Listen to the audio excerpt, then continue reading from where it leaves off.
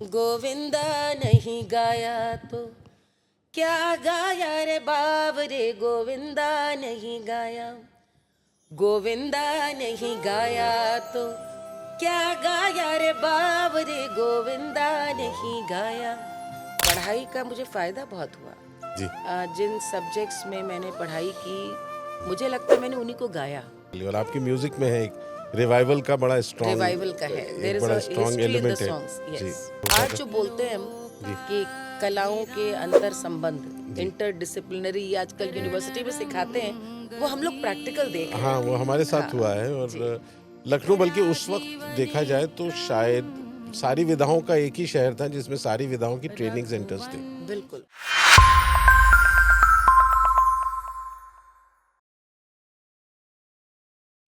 नमस्कार, मैं Salim Arif, Indian institute of creative skills के रागा रूम पॉडकास्ट में आप सभी का बहुत स्वागत करता हूं। हमारी आज की मेहमान है जानी मानी गायिका पद्मश्री श्रीमती मालिनी अवस्थी जी। नमस्ते Malini ji, thank you so much for coming. नमस्ते, कैसे हैं आप सलीम मैं भाई? बिल्कुल ठीक, बल्कि बहुत दिनों से ये इंतज़ार था कि आपके साथ ऐसी कोई बातचीत कर पाए। नहीं, मुझे इतनी खुशी है कि आपने याद किया। आपके संग बात करना हमेशा अच्छा लगता है और कितनी बातें की हैं हम लोगों जी। ने। जी। आज पहली बार कैमरे के लिए कर रहे हैं हम लोगों ने, कैमरे के बाहर जी। बहुत बार म्यूज़िक को लेकर और तमाम चीज़ों को जी। लेकर के बातचीत की है, तो आप मज़ा आएगा। मैं तो बस आपसे, जैसा आपने कहा, हमेशा बात करना अच्छा लगता है। और कुछ सवाल मेरे थे, इसलिए मैंने कहा आज जी, उसको जी, दर्ज कर बताएँ। लें कि आप यूनिवर्सिटी का, मुझे पता है आप गोल्ड मेडलिस्ट रही हैं, अरे! आप खुद सर्विसेज में जा सकती थी, लेकिन फिर आपने ये म्यूज़िक की फील्ड कैसे चुनी? अब इसका क्या जवाब दें? मुझे लगता है हम लोग सभी एक आम हिंदुस्तानी मिडिल क्लास घरों में जी। ये एस्पिरेशन तो घर से मिलता ही है कि यू हैव टू एक्सेल और जी। Be good in studies. पढ़ाई में अच्छा होना, ये तो हिदायत घर से मिलती है, जी। टीचर्स से मिलती है।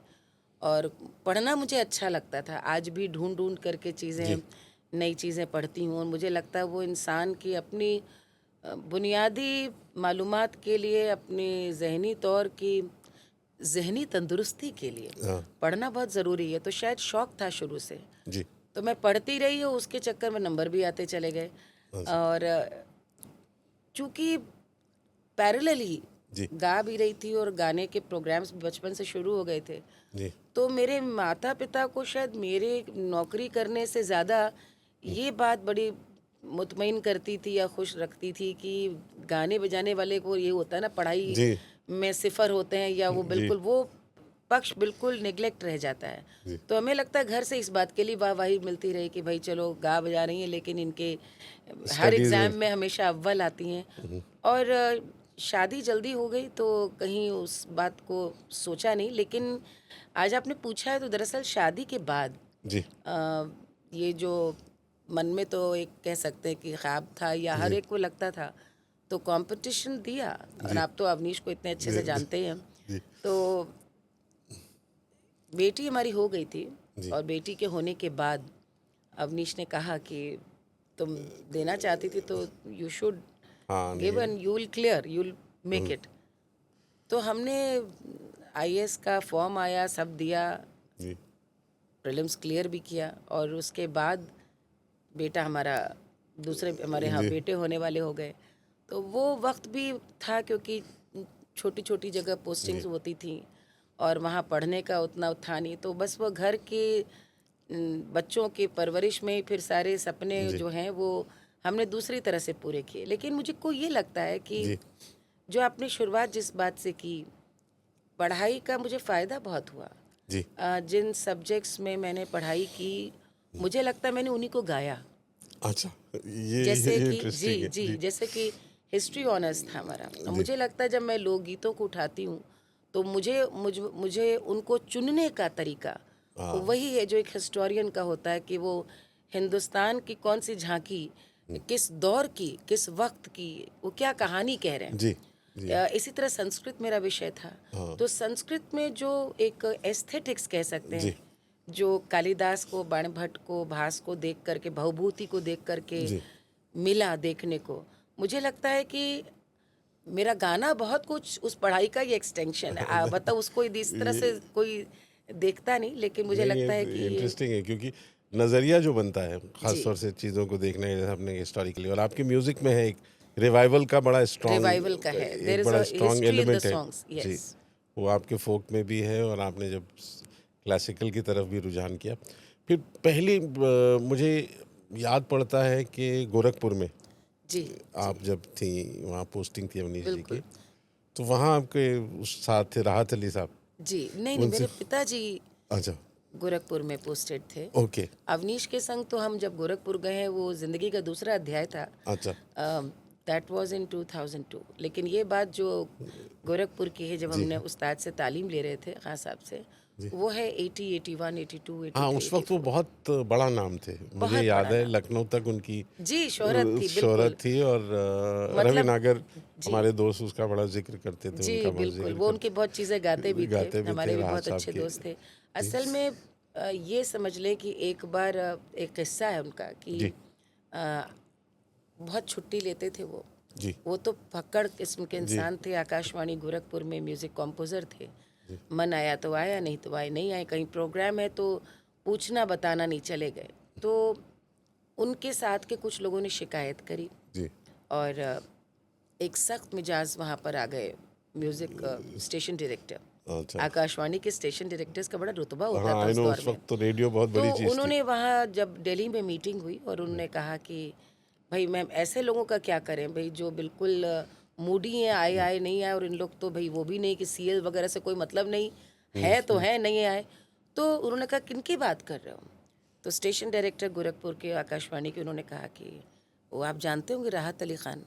तो डायरेक्टर जनरल जी। आकाशवाणी ने दिल्ली में उनसे कहा, तुम्हारे रेडियो की पहचान सिर्फ यस। राहत अली खान साहब से है। बिल्कुल। तो उन्होंने कहा कि वो जितना है हाँ। और जो वो करें, वो ख़जाना है, बस आप उसको समेटने की कोशिश करिए।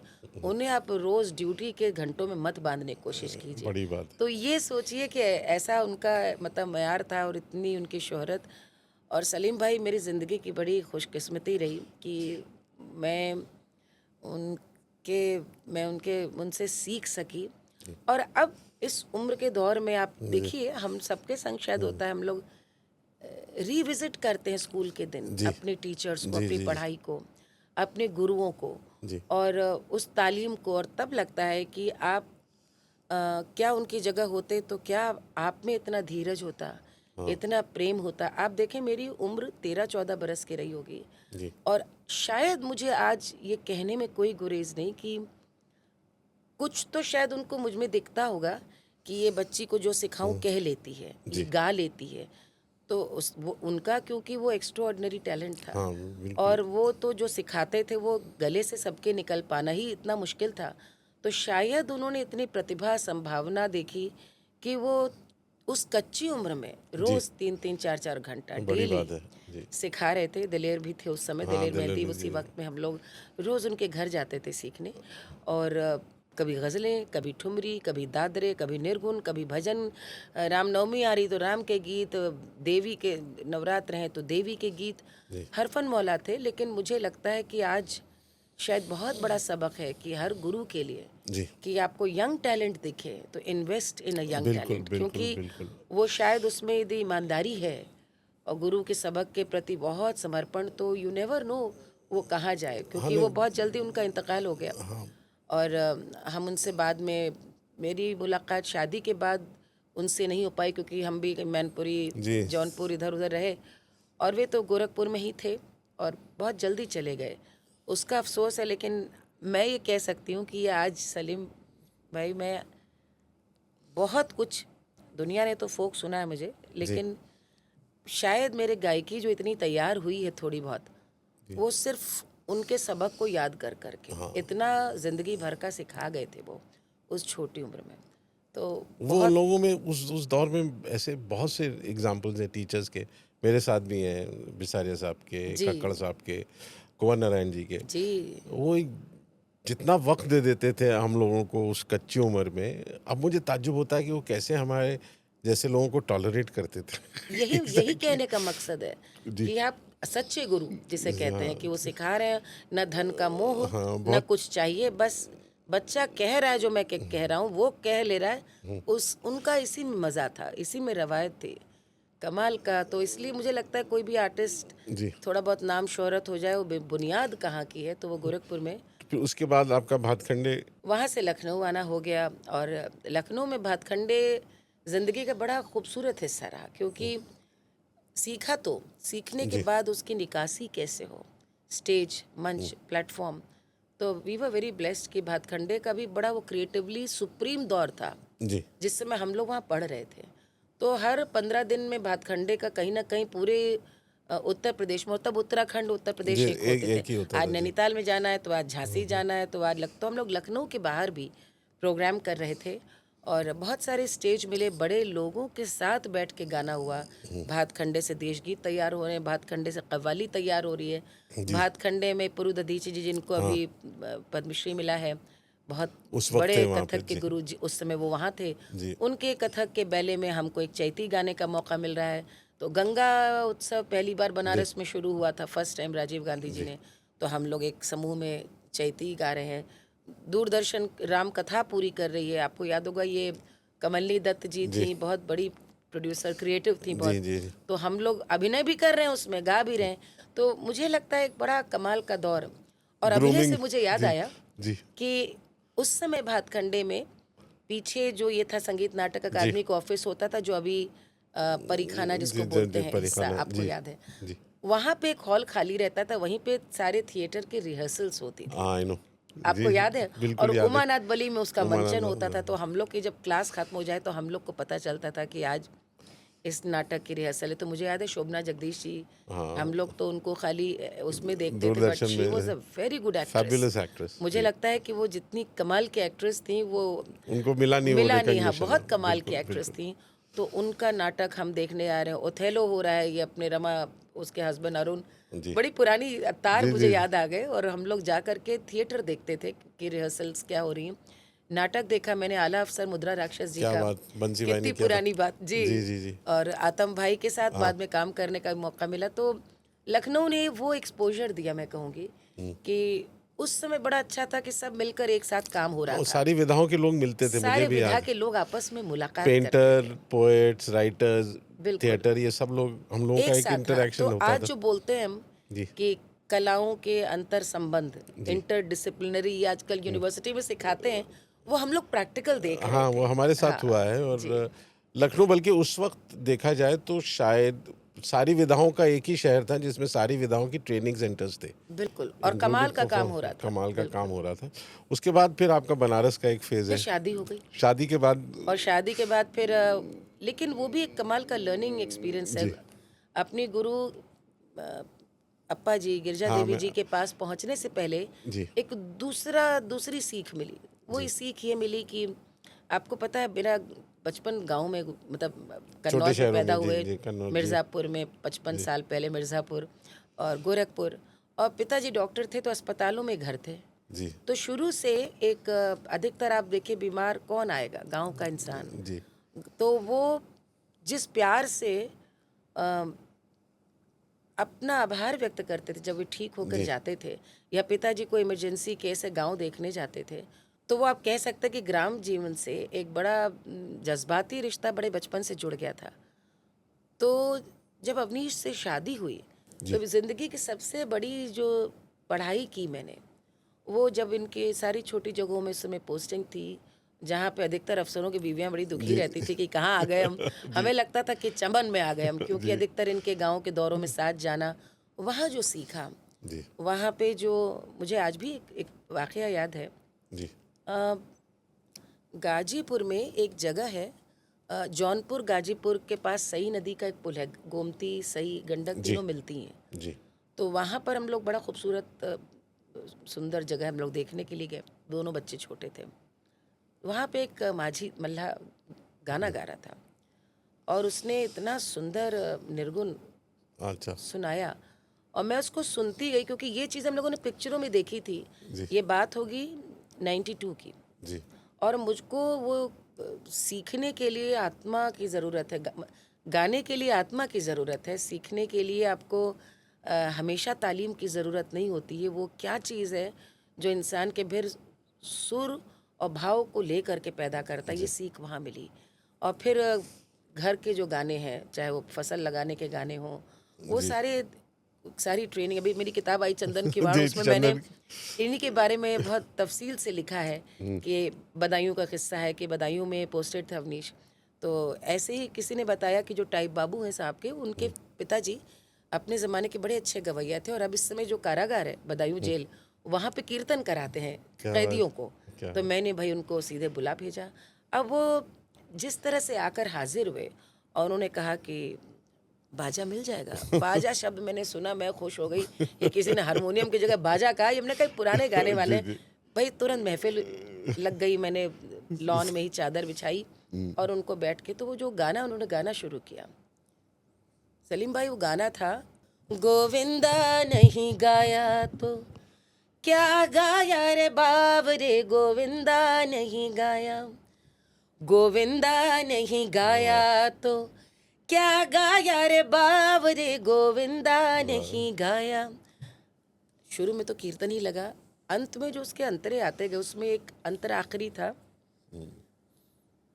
साहूकार जो गिरा टीले से, जी, चहूं और मच गई हाहाकार रे, गरीब जो गिरा टीले से, को न जाना गांव में, गोविंदा नहीं गाया तो क्या गाया गाँव रे। तो मैंने उनसे कहा कि ये गाना आपने कहाँ से सीखा, ये मुझको इसके शब्द अब दे दीजिए। तो हिस्ट्री जो संस्कृत में शब्दों को सुनने की कि क्या बात ये कह रहा है कि एक टीले से साहूकार गिरा, पूरे गांव में हाहाकार मच गया, और गरीब गिरा, किसी को खबर भी नहीं हुई।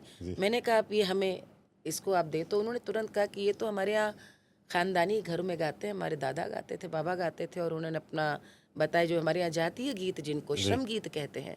तो उन्होंने कहा कि हमारे यहाँ चमड़े का काम होता है, और पिताजी हमारे बनाते थे बहुत अच्छे हाथ के, वो जो मशक भिश्ती वो बनाते, वो बनाते थे। तो हमने वहीं से अपने बाबा के पैर से बात सीखा। तो जिसको आप कहते हैं वाचिक परंपरा, ओरल ट्रेडिशन, और कैसे घरों की थाती थी कि हम जिंदगी जैसे जी रहे थे। तो ये पढ़ाई थी कि बाप दादा भी हमको, हमारी दादी अपने बच्ची को गाने और कहानियों से के जरिए गढ़ रही थी, आपको और निखार रही थी। ये तालीम बहुत कमाल की मेरी हुई। और इस बीच में रियलिटी शोज भी किए, सारेगामा किया। तो सारेगामा में क्योंकि अप्पा जी तक पहुंचने का के पहले का मुझको लगता है एक बहुत बड़ा रिएश्योरेंस पॉइंट ये भी था कि जब मैं सारेगामा में गई, लंदन में हुआ, तो जिन्हें हम बचपन से सुनते थे, मेहदी हसन साहब जज, गुलाम अली खान साहब जज, और तो और फरीदा खानम जी जज साहिबा सामने बैठी, जिन्हें सुनना, लाइव देखना एक हर कलाकार की हसरत हो। वो आपको सुन करके दाद दें या सुन कर कहें अच्छा गाया, क्या बात है, सुभान अल्लाह। तो जगजीत सिंह साहब, तो वहाँ जो दाद मिली, वहाँ जो तारीफ़ें मिली, और ख़ास तौर पे जगजीत सिंह साहब को तो आप जानते हैं, वो तो उस तरह के थे कि जो चीज़ उन्हें अच्छी लग गई फिर वो तो पकड़ लेते थे उस आर्टिस्ट को। तो वो मुझे बताने लगे कि तुमको पता होना चाहिए कि तुम्हें क्या मालूमात है, इसको, इस पर काम करो। ये बहुत मैंने कई जगह बताया है कि जगजीत सिंह साहब से मेरा जो ज़ाती रिश्ता था, उनको फोक हमारा पूरा इतना कि आप सोचिए उस ज़माने में म्यूज़िक इंडिया कंपनी थी, शशि गोपाल उसके हेड थे। जगजीत सिंह साहब मेरे को उनके पास ले करके गए कि शशि महालक्ष्मी में उनका ऑफिस था, you should just record this girl, इन्हें जो मालूमात है, this will be an education. This was in 97 98, much before I met Appa ji. और मैं ये बात आज इसलिए बता रही हूँ क्योंकि आप भी यहाँ पे बच्चों को, जो यंग स्टूडेंट्स हैं, या आप उनको, उनके लिए भी एक तरह से कहीं नहीं कि एक शायद कहीं ना कहीं काम आए कि शिक्षा कभी ख़त्म नहीं होती, और आपने कितना सीख लिया ये कौन तय करेगा। आजकल 2 साल के कोर्स में बच्चों को लगता है बहुत कर लिया। हमने जब उस दौर पे पहुंचने के बाद, हम जब अप्पा जी से मिले, गिरजा देवी जी से, मैंने कहा कि बस हमें अपना लिया, हमें कुछ नहीं आता। तो उन्होंने कहा कि अरे, क्योंकि कई प्रोग्राम्स वगैरह हमारे होते थे, I was known, well known performing artist. तो उन्होंने हमसे बड़ी अच्छी बात कही, कहा कि इतने अच्छे गुरुओं ने आपको सिखाया, लेकिन बनारस का रंग अलग है। और ये सीखने के लिए मैं ये भी नहीं कह सकती कि बर्तन खाली हो तब नया ज्ञान भरेगा, क्योंकि गुरुओं ने बड़ा अच्छा सिखाया। मैंने कहा बिल्कुल ये ना सोचें कि हमने क्या सीखा, हम आपके सामने हम ज़ीरो हैं, कुछ नहीं आता। और उस दिन से जो उन्होंने अपनाया अंतिम सांस तक, वो मेरे लिए नया जीवन ही रहा। बिल्कुल उनसे लेना सीखना, क्योंकि वो ऐसा लगा कि इनर कॉलिंग जो मैं कर रही थी, जो मैंने सीखा, जिधर मेरी सोच थी, उसी के सारे जवाब जैसे अप्पा जी थे। और पूरा बंग जिसमें कि शास्त्रीय संगीत, ठुमरी, दादरा, उसके संग संग कजरी, चैती, उसमें एक होरी, ललक है पूर्वी अंग में जो जो बहुत ही यूनिक, ललक है, लालित्य है बहुत और ही मजेदार है। अपनापा है। अपनापन है। बनारस का गाना बजाना संवाद है, बहुत बहुत इट सहज इज़ अ है। डायलॉग कि जैसे मुझे आपसे मुझे बात कर रहे हैं। मुझे बहुत सहज लगता है वो बहुत पूर्वी सहज है। अंग, वो इतना सहजता से आता है। आपने जगजीत सिंह भाई की बात की, जी। मैं वाकई उनमें था ये गुण जो आपने कहा, वो टैलेंट को पकड़ के बिल्कुल, बहुत लेके ज़्यादा। जाते थे। और उन्होंने जल्दी वो भी चले गए, लेकिन ये कि काश आपकी एक एल्बम आ गई होती उनके साथ। जी, मुझे इसीलिए लगता है कि जब जो होना है हाँ। वो तब होता है, लेकिन मैं निराश नहीं हुई। तो अप्पा जी के साथ आपका कितने साल का ताल्लुक रहा? 19 साल। 19 साल, बहुत। वो तो मेरे ख्याल में 98 नवरात्र में हमने सीखना शुरू किया, और अप्पा जी नहीं रही 2017 में, हम लोगों को छोड़ के, छठ का दिन था। तो वो उनसे जो सीखना था वो गुरु शिष्य परंपरा के अनुसार सिखाती थी, और फिर से वही बहुत उदार मना, और हर शिष्य में किस में क्या खासियत है, क्या ज़्यादा उसके गले पे अच्छा लगेगा, किस चीज़ को सीखने की ललक ज़्यादा है, जी। उस तरह का सिखाती थी। बाकी तालीम तो सबके लिए थी, एक जैसी थी। लेकिन जैसे कई बार एक एक एक वाक़या नहीं भूलता, यहाँ पर उनका संगीत नाटक अकादमी जी। में वो करने के लिए आई अपनी वर्कशॉप, जी। और उसके लिए शेखर सेन जी ने हमको कहा कि आप मनाइए उनको, क्योंकि एक दस्तावेज हो जाएगा, और हम चाहते हैं कि अप्पा जी वो चीज़ें गाएं जो वो आमतौर पे मंच पे नहीं गाती हैं। कम से कम संगीत नाटक अकादमी के आर्काइव्स मेरे रहते हो जाएगा, और आप उनसे बात करें, मुझे कहा। तो हमने अप्पा जी से कहा कि कुछ कुछ चीज़ें ऐसी आप सुनाएं। तो वो पहले तो झिझकी, फिर बोली अच्छा ठीक है, यहाँ रह जाएगा। तो एक दिन 2 दिन तो शेखर जी ने बात की, बाकी मैंने बात की। तो उन्होंने फोक की जो चीज़ें उन्होंने बताई, रिकॉर्ड भी हो गई। तो वो रुकी थी यहाँ पर दिल्ली में एक जगह, जब लौट करके वापस आई, आप सोचिए इतनी थकी थी। सुबह का वर्कशॉप, शाम का वर्कशॉप, 7 बज रहा था, मैं भी घर जाने के लिए।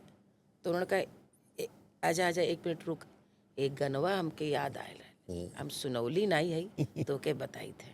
और तुरंत बाजा लेकर के, क्योंकि कोई डायरी नहीं थी ना उनके पास ना मेरे पास, तो जितना मैं याद कर सकती थी तुरंत उन्होंने सुनाया, और कहा याद कर ला, हम फिर पूरा लिखा देवे। ये जो एक बात है ना, मतलब कि हम कितना दे दें, आज याद आ गया, तुम लिख लो, तुमको हम दे देते हैं। और वो मैंने कभी किसी को गाते नहीं सुना। वो कमाल की चीज़ तो मुझको लगता है कि वो उनका जो प्यार था, उन्होंने एक सीख ये भी दी कि सच्चा गुरु अपने पास कुछ नहीं रखता, हाँ, सब कुछ देता है। बिल्कुल। और जो ईमानदारी शिष्य से यदि गुरु उम्मीद करता है, तो खुद इतना ईमानदार होता है तालीम के लिए। तो बस उनसे दूसरा मैंने सबसे बड़ी बात सलीम भाई ये सीखी कि जितने आप सहज होंगे जीवन में, गाना बजाना उतना ही सहज होगा। हाँ।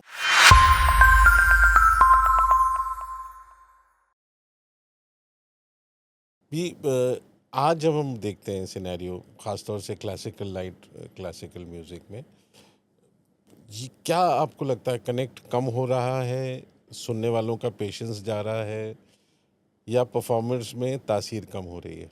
बहुत से हमारे आर्ट फॉर्म्स हैं जी जो मंदिरों से जुड़े रहे, भक्ति से जुड़े रहे, जी जी जिनका एक अपना सोशो रिलीजियस कॉन्टेक्स्ट है। उसको जब हम उनसे आइसोलेट करके परफॉर्मेंस बना लेते हैं और एक सो कॉल्ड सेक्युलर स्टेज पर उसको प्रेजेंट करते हैं, तो उसमें क्या ट्रांसमिशन में कुछ फ़र्क आता है क्या?